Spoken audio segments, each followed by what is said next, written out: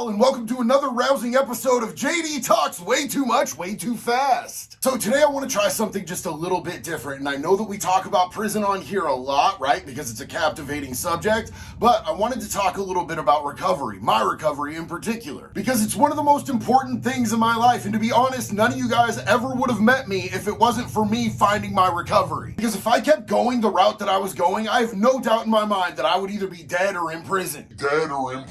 So I know that this isn't what we usually do, but I'm hoping that you guys will hang out.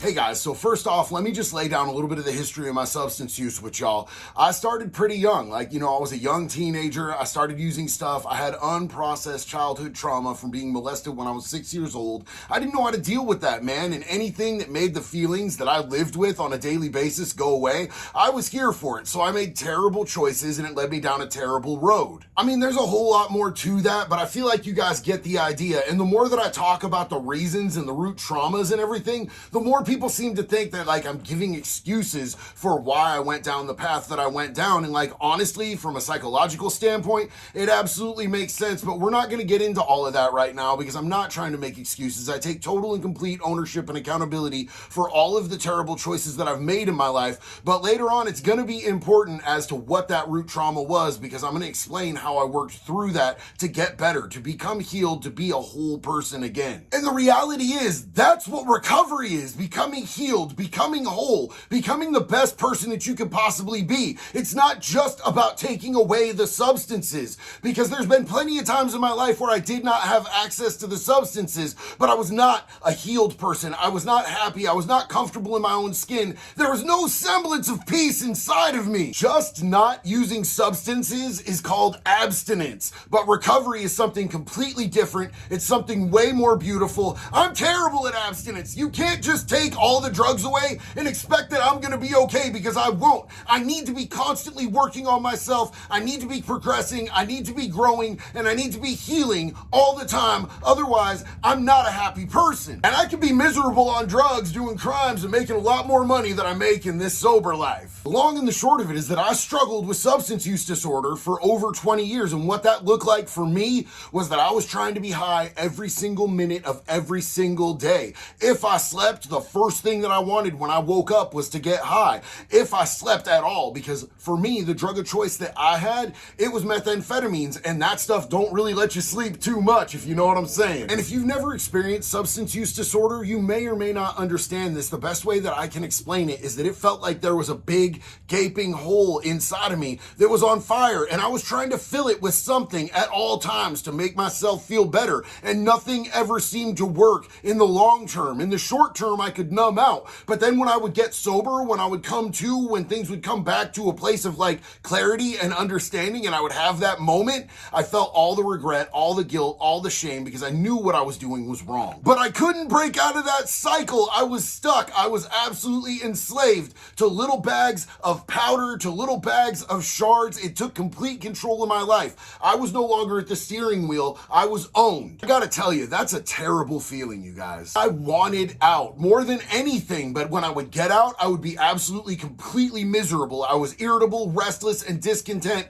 every second of every day. It was like there was something missing, and I needed it to survive. I hated myself before I started taking drugs, and I hated myself even more when I didn't have them. So that was the problem. Let's start talking about the solution. So here's what happened, man. Just like any time that I've ever sobered up, cuffs were involved. I do not stop. I have zero breaks until law enforcement takes me out of my own situation every time. It started off getting busted by the SWAT team and the Secret Service in Port St. Lucie at the Hilton Garden Inn parking lot for counterfeiting and organized fraud. I was able to bond out on all of that stuff, and I was on pretrial, so I immediately put myself in treatment because I knew that I wanted to change. I knew where everything was heading. I'd already been to prison once. I'd already been to county jail more times than I could possibly count. I didn't want to live this life anymore, and I had had a head start while I was sitting in county jail at actually actually getting into recovery because I detoxed in there. And I couldn't detox on my own, but I'd wanted out for a while. In fact, I had wanted out so badly that I had tried to kill myself multiple times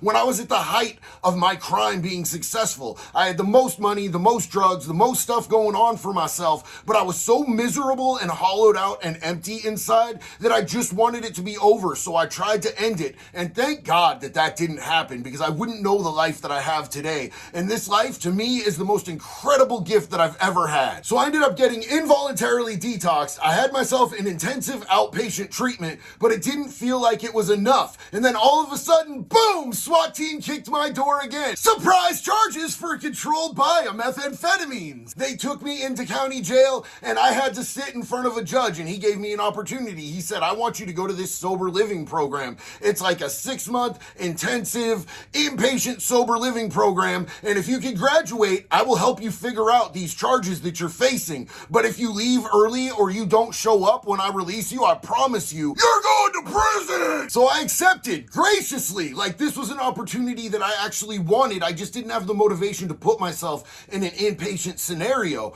And I was so stoked to be able to go. I had $140,000 bond hanging over my head. I was on pretrial release, which meant that I had to check in every week with an officer, and he was going to UA me every single week. I got myself a sponsor, one that I really liked, and I immediately told him, like, I want to tackle these steps. I have a lot of problems. There's a lot of stuff wrong with me. I want to put it all out on the table. I want to sift through it. I want to find what doesn't work, wad it up and throw it away, and I want to build and compound on the things about me that are healthy. I want to learn a new way of life, and I need you to teach me. And he said, absolutely. And we got all the way up through our 6th step, and then he told me, yo, by the way, I'm moving, like, probably out of state. I relapsed. I'm not doing good. You need to find a new sponsor. This was a blessing. I can't lie. It was an absolute blessing because I got to start over again. Honestly, going over the steps as many times as you possibly can is not necessarily a bad thing. And my new sponsor, man, I saw this dude, and you know what he had? He had something that I wanted so bad. Every time I've ever asked somebody to sponsor me,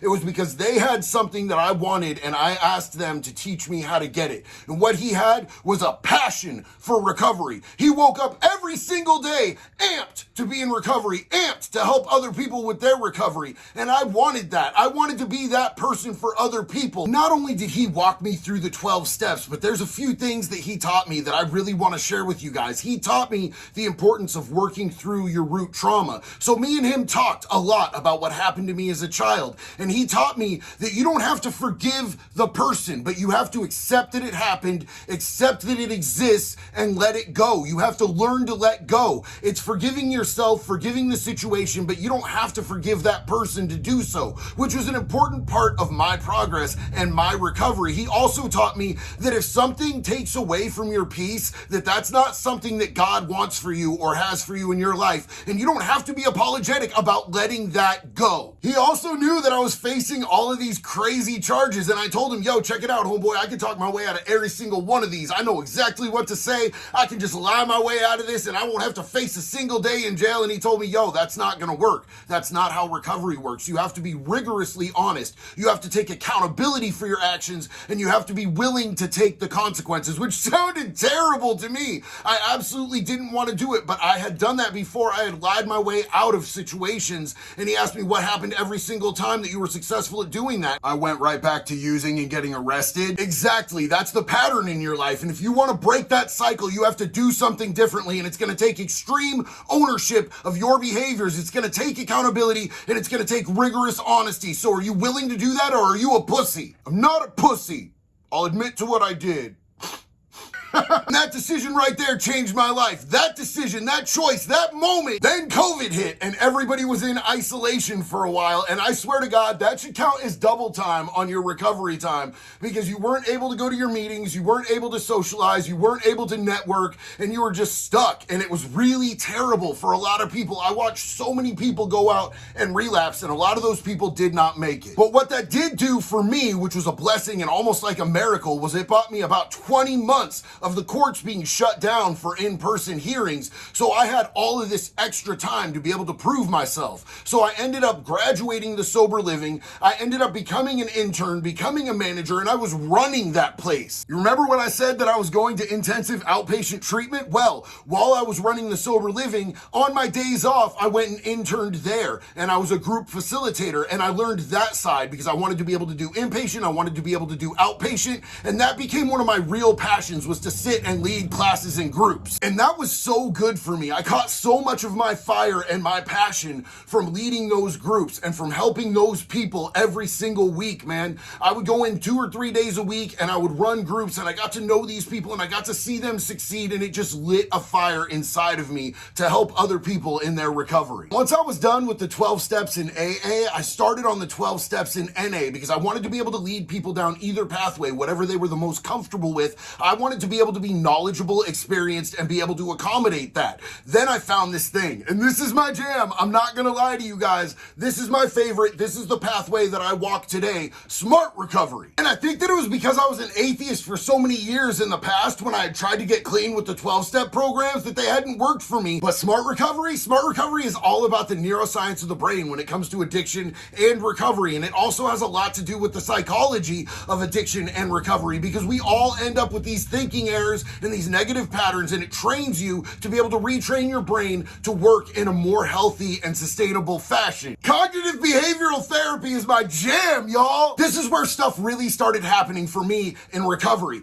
I started taking trainings, every single training that I could get. I became a recovery coach. I became a peer support recovery specialist. I became a smart recovery facilitator. I took trainings on suicide awareness. I took trainings on human trafficking. I took trainings on de-escalation of situations with people that are in crisis. If there was anything that I could learn that would be of service to myself or to other people, I was right there. I was absolutely into it. And I think that that's really the meat and potatoes of my recovery today, is being of service to other people, because here's some of my defects: pride, ego, selfishness, self-centeredness, all of these things that make me think that the world revolves around me. If I step outside of that and I'm doing something for someone else that doesn't benefit me in any way, shape, or form, it puts me back in alignment with my purpose. And I absolutely wholeheartedly believe that my calling and my purpose in life today is to be there and be of service to other people who are lost in that same darkness that I was stuck in for over 2 decades, which is pretty fucking cool when you think about it. And all of this was just a really broad overview of my recovery and the program that I work and what I do in recovery. There's a lot more stuff that goes along with it. I started my own recovery coaching business. I started outreaches that distribute Narcan into the hard-hit areas of my local community. I started a nonprofit that helps raise funds for mental health services for people who can't afford it in early recovery. But I highly doubt that anybody wants a 4-hour video of me talking about recovery. I just don't think it would work. It wouldn't perform well. But I think that you guys see how genuinely happy of a person I am all the time, and that's because I'm at peace. That's because I'm whole. That's because I'm comfortable in my own skin. And for the first time in my life, I'm actually learning to love the person that I am on the inside. And I wouldn't have any of that if it wasn't for my recovery and the program that I work every single day. And by the time that the courts were reopened and I was able to go back in and change my plea in front of that same judge who had asked me to go to that 6-month treatment program, I had accomplished all of this and I had documentation of every single piece of it. He looked at me and he's like, "What are we gonna do with you, DeLay?" And I told him that if he wanted to give me prison, I would absolutely respect that because I had earned it with my actions and I deserved prison. But if he wanted to give me an opportunity to continue to work in my community and be able to help others, he could give me house arrest, and that I would really appreciate and respect that too. Well, I got off house arrest on the 25th of January of this year. I never had a single violation. I never had a single hiccup because I was working within a program of extreme honesty and accountability. Not gonna lie, I'm kind of proud of that because only about 20% of people who get house arrest actually succeed at completing it. So to the ones that are still here, thank you so much for riding out with me. I know this isn't our usual content. This isn't like gory prison stuff, but this is what's important to me. This is what I really like to talk about. So I just want to let you know how much I absolutely appreciate you sitting and spending this time with me, man. I love each and every one of you guys. And I usually get asked a lot when I wear this hat in content. This is one of my hats. It's at www.convictclothing.net.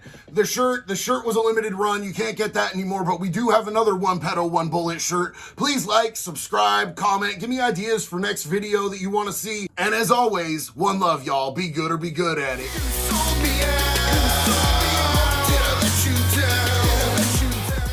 still here? Yo, did you guys hear all the motorcycles going by, like, right outside my window? It's so annoying, but I live in Daytona, by the beach, right by Main Street, and it's bike week. There's every motorcycle in the country is here right now, and I can't sleep at night because they're loud. Love you, bye-bye.